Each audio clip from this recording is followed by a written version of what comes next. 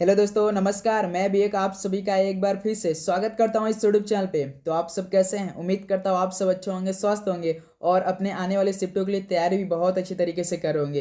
तो साथियों, आज की इस सेशन में हम लोग डिस्कस करेंगे आपके सेकंड सेशन के लिए। आपका सेकंड सेशन क्या है? GK plus English. तो यहाँ से आपका एक सीट कन्फर्म होती है।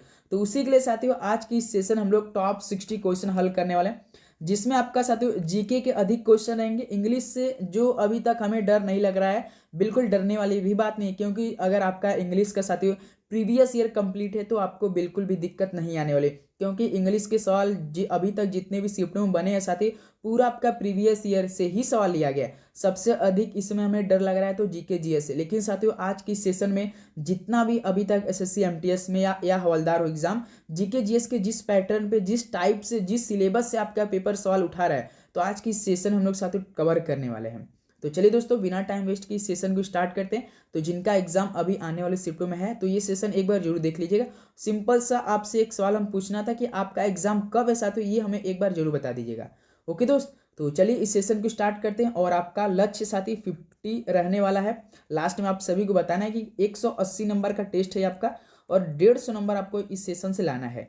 तो लक्ष्य हमारा क्या है? आने वाले शिफ्टों के लिए होने वाला है, याद रखिएगा आप लोग। तो चलिए इस सेशन को स्टार्ट करते हैं। क्लास की टाइमिंग हमारी डेली सुबह 8 बजे रहती है, दोपहर 11:30 बजे से आती रहती है और शाम को 6:30 बजे रहती है। ओके, तो चलिए देखते हैं आज सेशन का पहला प्रश्न क्या दिया है।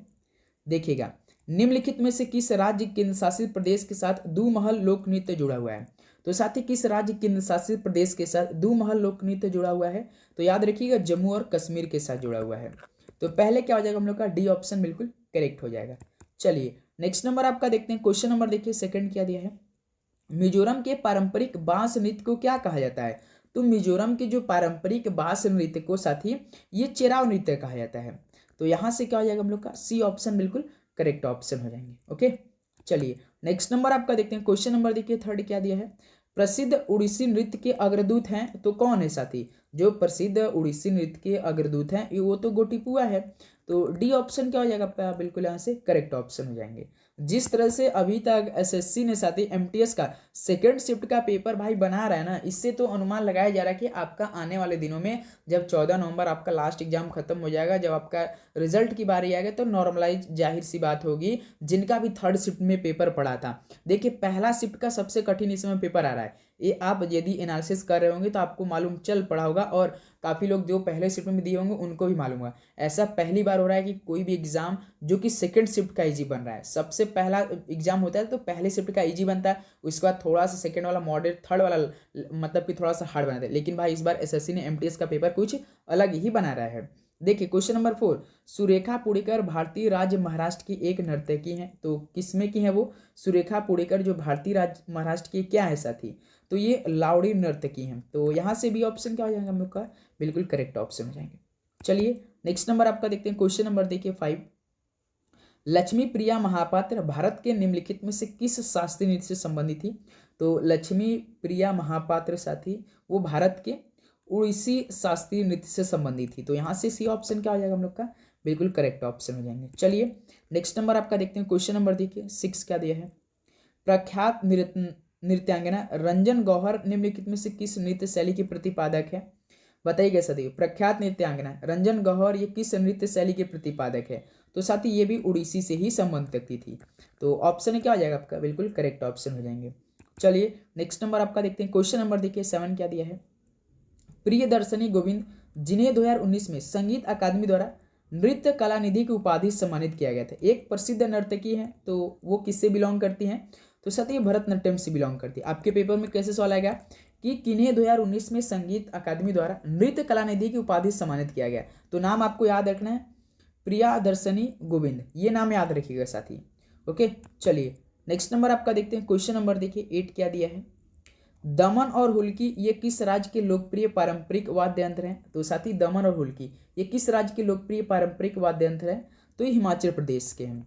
तो बी ऑप्शन क्या हो जाएगा आपका? यहाँ से बिल्कुल करेक्ट ऑप्शन हो जाएंगे। ओके, चलिए नेक्स्ट नंबर आपका देखते हैं। क्वेश्चन नंबर देखिए 9 क्या दिया है? झारखंड में सरहुल किस मौसम में मनाया जाता है? तो साथी जो झारखंड में सरहुल किस मौसम में मनाया जाता है? आप सभी को पता होगा सरहुल कहाँ का फेमस है? तो झारखंड का है, जो कि वसंत के मौसम में होता है। तो ऑप्शन ए क्या हो जाएगा आपका, बिल्कुल करेक्ट ऑप्शन हो जाएंगे। चलिए नेक्स्ट नंबर आपका देखते हैं, क्वेश्चन नंबर देखिए 10 क्या दिया है।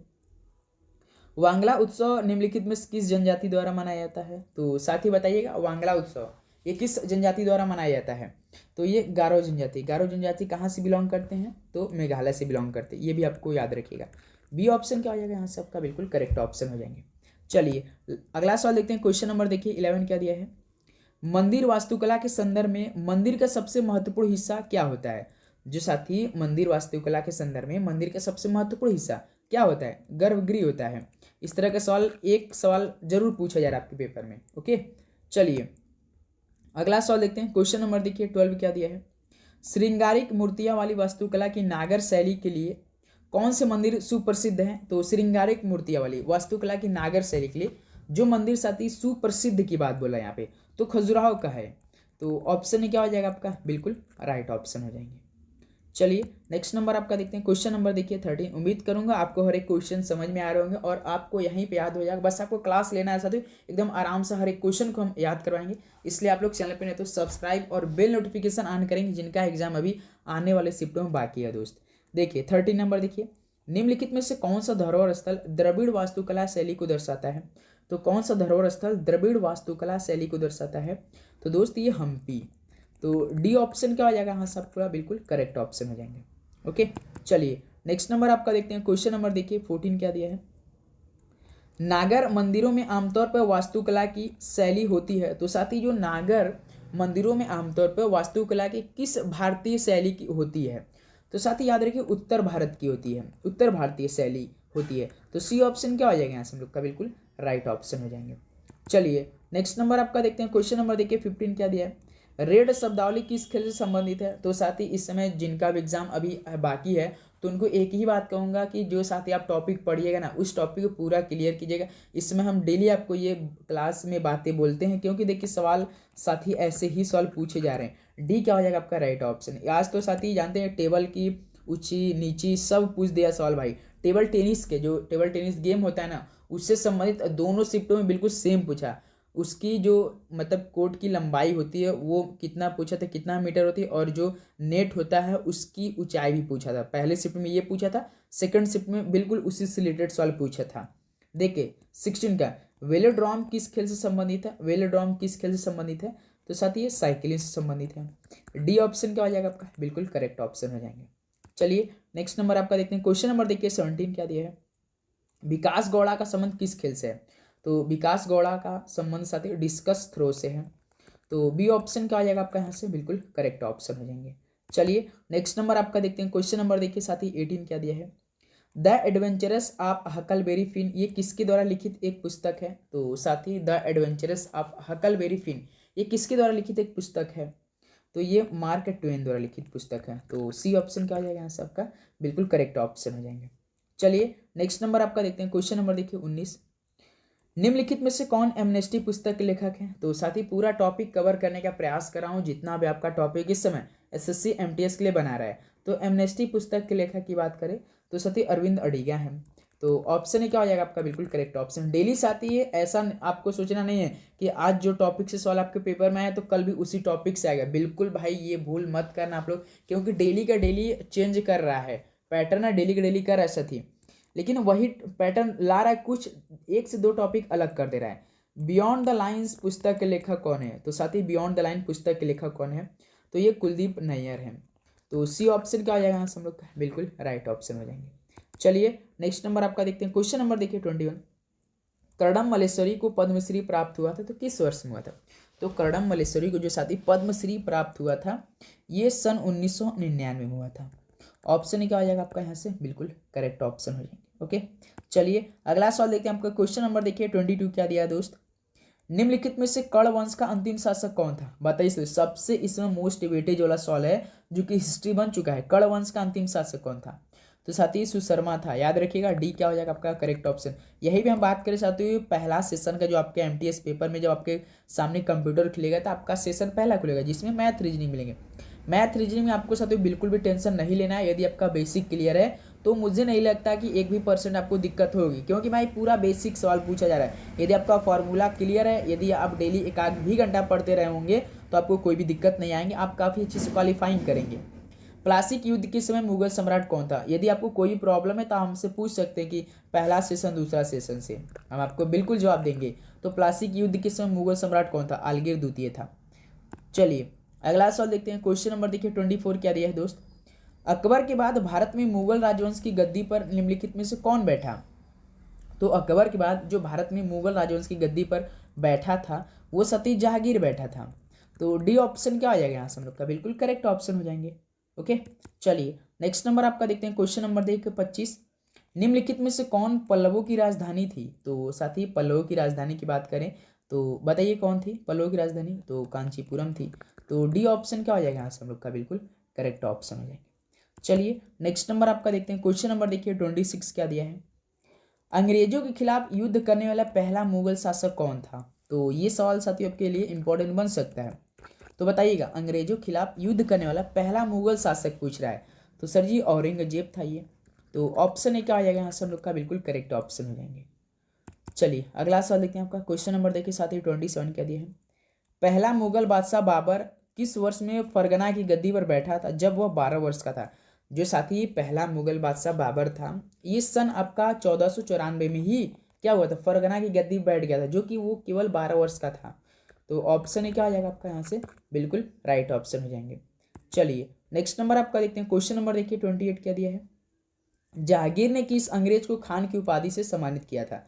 तो जहांगीर ने साथी जो खान की उपाधि से सम्मानित किया था अंग्रेज को किया था, ये साथी हॉकिंस को किया था।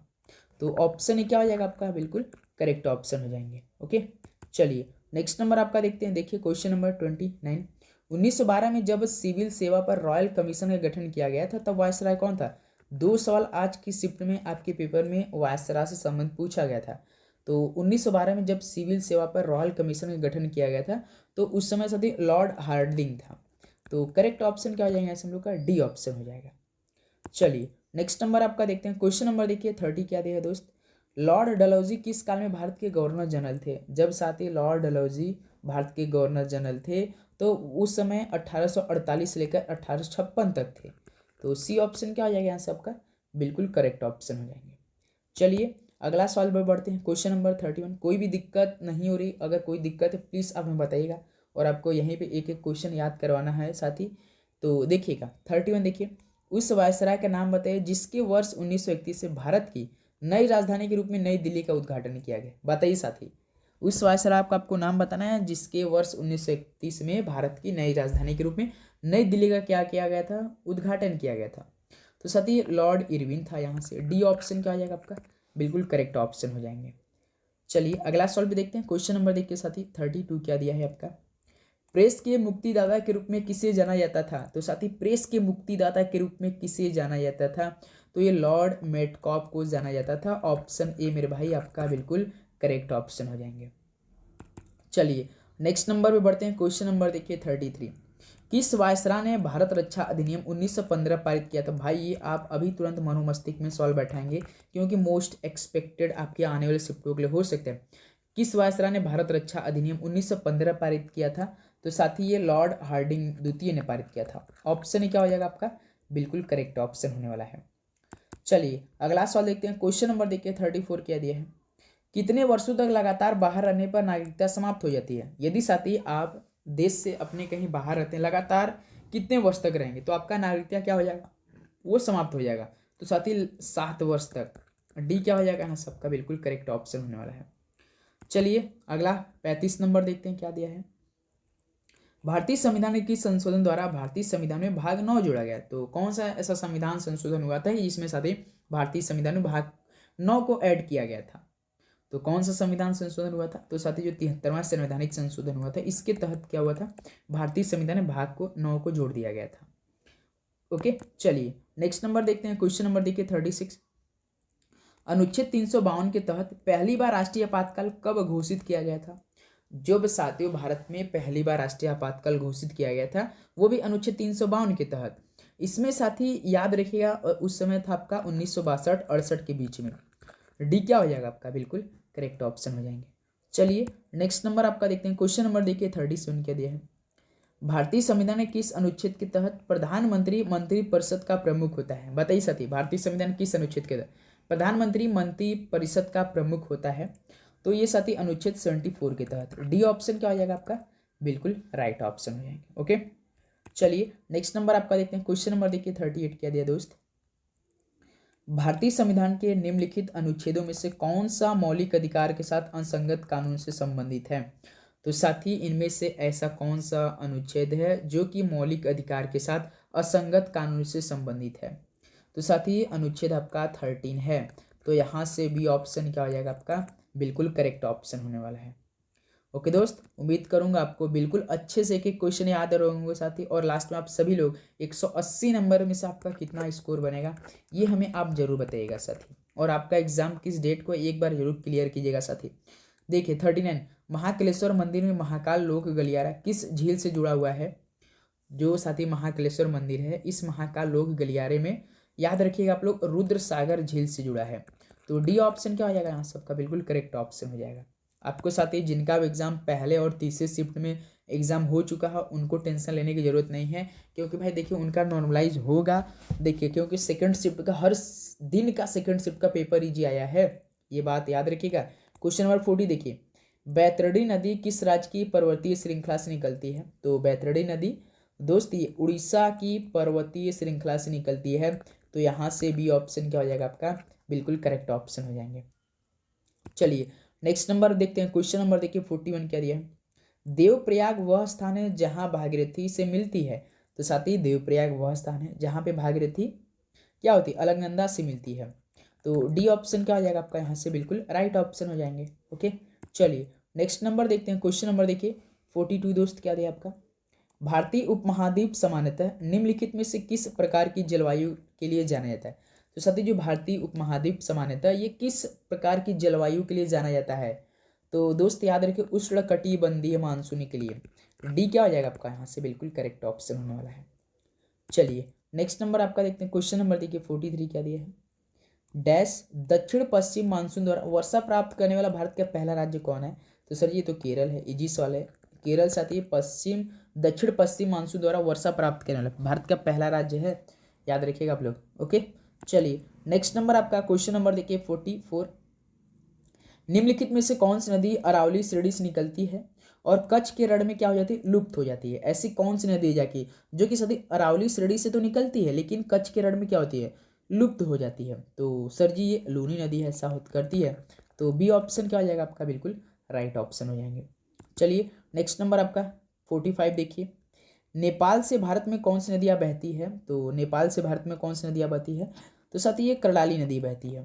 ऑप्शन सी क्या हो जाएगा? बिल्कुल करेक्ट ऑप्शन। साथ ही 11:30 पे कल हमने जो आपसे बोला था कि 11:30 AM पे क्लास हम देंगे रेलवे की, उसको हम साथ ही शाम को 6:30 बजे गए, किसी कारणवश नहीं है लेकिन हमने दिया साथ ही शाम को 6:30 बजे, लेकिन आज आपकी 11:30 AM पे क्लास आएगी मेरे भाई, याद रखिएगा। नेक्स्ट नंबर आपका देखते हो। क्वेश्चन नंबर 46 क्या दिया है?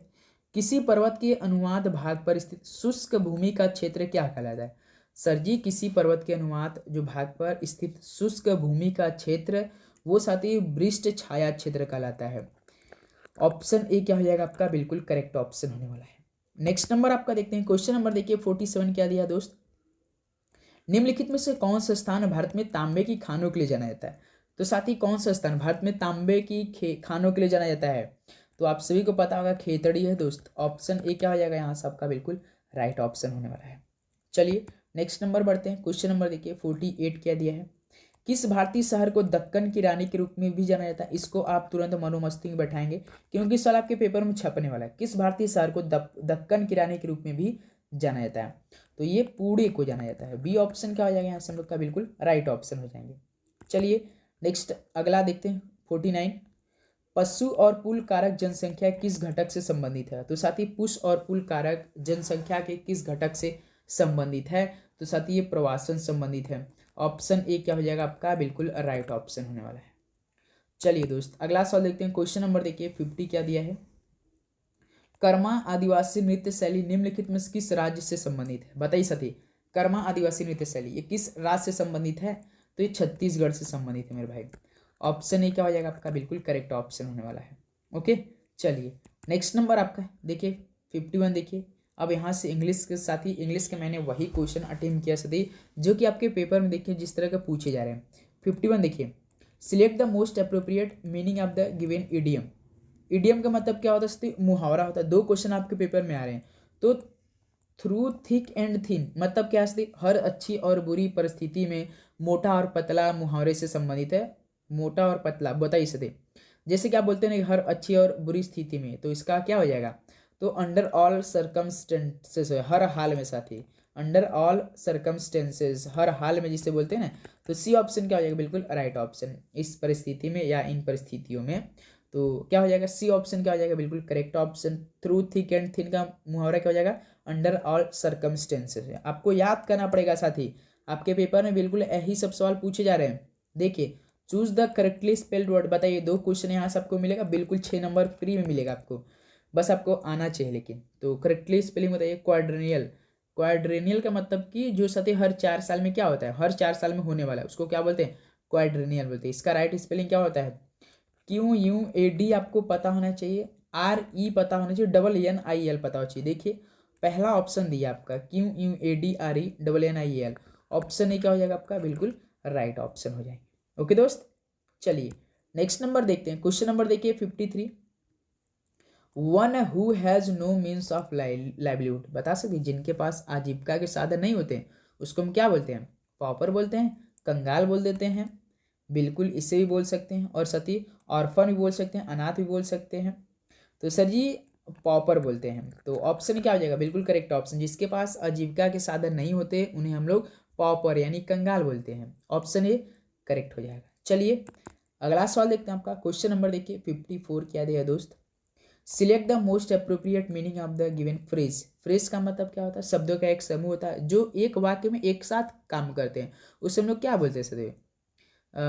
फ्रेज बोलते हैं। तो ग्रीनर पास्चर्स मतलब क्या है? यहाँ से हरे भरे चारागाह, एक बेहतर या आशाजनक स्थिति, वाक्यांश। तो क्या हो जाएगा साथी? ग्रीनर पास्चर का मतलब, तो यहाँ से बेटर, अ बेटर और प्रॉमिसिंग सिचुएशन बोलेंगे साथ यहाँ से। तो याद रखिए जो एक वाक्य में एक साथ काम करते हैं उसे हम लोग फ्रेज बोलते हैं। ग्रीनर पास्चर मतलब हरे भरे चारागाह, एक बेहतर या आशाजनक स्थिति। आपका क्या हो जाएगा? ए ऑप्शन बिल्कुल अ बेटर और प्रॉमिसिंग सिचुएशन, डी क्या हो जाएगा यहाँ से हम लोग का? बिल्कुल राइट ऑप्शन हो जाएंगे। चलिए अगला सवाल देखते हैं। क्वेश्चन नंबर 55 क्या दिया है? Select the most appropriate antonym of the given word. Antonym मतलब क्या होता है? विलोम शब्द होता है। ट्रॉपिकल आपसे पूछा है, क्या होता है? उष्णकटिबंधीय, जिससे गर्मी वाला मौसम, थोड़ा सा उष्ण उष्ण गर्मी, तो क्या हो जाएगा? ठंडी हो जाएगी, कोल्ड हो जाएगी ना। और लस का मतलब क्या होता है? लस का मतलब रसीला होता है। इक्वेटोरियल मतलब भूमध्य रेखीय, जिसे आप लोग जानते हैं। सल्ट्री मतलब उमस जो होता है ना, उमसदार, उसको क्या बोलते हैं? सल्ट्री बोलते हैं। यहाँ ट्रॉपिकल मतलब उष्ण कटिबंधीय होता है। तो यहाँ से उष्ण मतलब गर्मी, कोल्ड मतलब ठंडा। तो ऑप्शन ही क्या हो जाएगा यहाँ से हम लोग का? बिल्कुल करेक्ट ऑप्शन हो जाएंगे। चलिए नेक्स्ट नंबर देखते हैं। क्वेश्चन नंबर देखिए साथी 56 क्या दिया है? Select the incorrectly spelled word. 2 question आएगा इसलिए हमने 2 क्वेश्चन लिया है। इनकरेक्टली स्पेल्ड वर्ड बताइए। अपीज मतलब क्या होता है? खुश होता है, बिल्कुल होता है। अबरेंट मतलब धर्म पद से हटने वाला होता है। आर्बिट्रेटी मतलब साथी मनमाना होता है। इंसिपिड, लेकिन इंसिपिड का स्पेलिंग जो होता है ना, फीका जिसे आप लोग बोलते हैं, कोई चीज़ फीका हो जाता है तो उसका स्पेलिंग सही होना चाहिए। लेकिन साथी INSI होता है ना कि सी होता है। बस एक एक स्पेलिंग से आप मिस्टेक आपको मिलेगा पेपर में, ऐसा नहीं कि 2 2 मिलेगा, केवल एक एक स्पेलिंग से आप देखेंगे तो साथी। तो डी ऑप्शन क्या हो जाएगा? इंसिपिड बिल्कुल करेक्ट ऑप्शन हो जाएगा। फीका होता है इसके माने। ओके चलिए नेक्स्ट नंबर बढ़ते हैं। क्वेश्चन नंबर देखिए 57 क्या साथी दिया? Changing the direction of one path suddenly. किसी के मार्ग की दिशा क्या करना? अचानक बदल देना। तो उसके क्या बोलेंगे साथी? किसी के मार्ग की दिशा को अचानक बदल देंगे तो उसको हम क्या डायरेक्ट बोलेंगे? बेंड, बीर बोलते हैं साथी। बीर का ही मतलब होता है चेंज डायरेक्शन सडनली होता है। याद रखिएगा साथी, चेंज डायरेक्शन सडनली होता है। तो यहाँ से ऑप्शन क्या बनेगा हम लोग का? सी बिल्कुल राइट ऑप्शन हो जाएंगे। ओके चलिए अगला सवाल देख लेते हैं। क्वेश्चन नंबर देखिए 58 क्या दिया है? What does the following idiom mean? Idiom मतलब मुहावरा। चिकन हर्टेड मैन मतलब साथी, चिकन हर्टेड मैन के एक प्रकार का आप साथी डरपोक समझ सकते हैं, भयभीत समझ सकते हैं, कायरता बोल सकते हैं। तो क्या हो जाएगा? अ कावर्ड पर्सन हो जाएगा मेरे भाई। डी क्या हो जाएगा आपका? बिल्कुल राइट ऑप्शन होगा। याद रखिएगा चिकन हर्टेड मैन का इडियम क्या होगा? अ कावर्ड पर्सन हो जाएगा। डी क्या हो जाएगा? बिल्कुल करेक्ट ऑप्शन हो जाएंगे। चलिए नेक्स्ट नंबर देखते हैं। क्वेश्चन नंबर देखिए 59 क्या दिया है, select the most appropriate synonyms of the underline word in the sentence. आपको अगर इस तरह का सवाल है कि बोला कि अंडरलाइन, तो आपको सेंटेंस पूरा पढ़ना नहीं है, टाइम आपको बचाता ना। कैलामिटी तुरंत देखिए, कैलामिटी का मतलब क्या होता है, आप पकड़ेंगे मतलब घोर विपत्ति, कष्ट, आपदा, इसे क्या बोलते हैं कैलामिटी। तो क्या हो जाएगा इसका, एडवर्सिटी हो जाएगा। एडवर्सिटी का मतलब क्या होता है सर, आप सभी को पता होगा क्या होता है, कोई बता सकता है एडवर्सिटी का मतलब। इसके भी माने साथ क्या होता है, आपदा ही होता है। तो बी ऑप्शन क्या हो जाएगा, बिल्कुल राइट ऑप्शन हो जाएंगे। और क्लेमेंसी मतलब क्या बता सकते, क्लेमेंसी मतलब दया होता है। अल्ट्रुइज्म मतलब क्या होता है, क्या बता सकते हैं, अल्ट्रुइज्म मतलब दूसरों का उपकार करने का सिद्धांत, इसको क्या बोलते हैं, अल्ट्रुइज्म बोलते हैं। हैप्पीनेस मतलब जानते हैं आप लोग। तो बी ऑप्शन यहाँ से करेक्ट हो रहा है हम लोग का।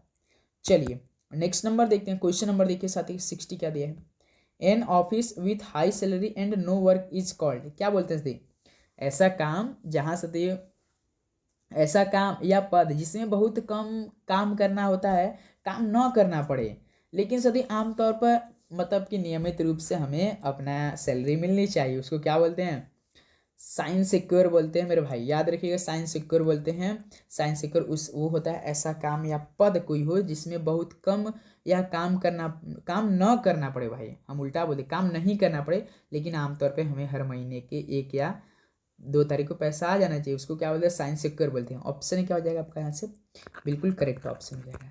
तो साथ ही यहाँ से हम लोग का टोटल 60 क्वेश्चन कंप्लीट हो चुका है। क्या आप बता सकते हैं आप सभी का इन 60 प्रश्नों में से कितना स्कोर बना एक बार हमें जरूर बताइएगा साथी, अपना स्कोर एक बार जरूर क्लियर कीजिए आप सभी साथी।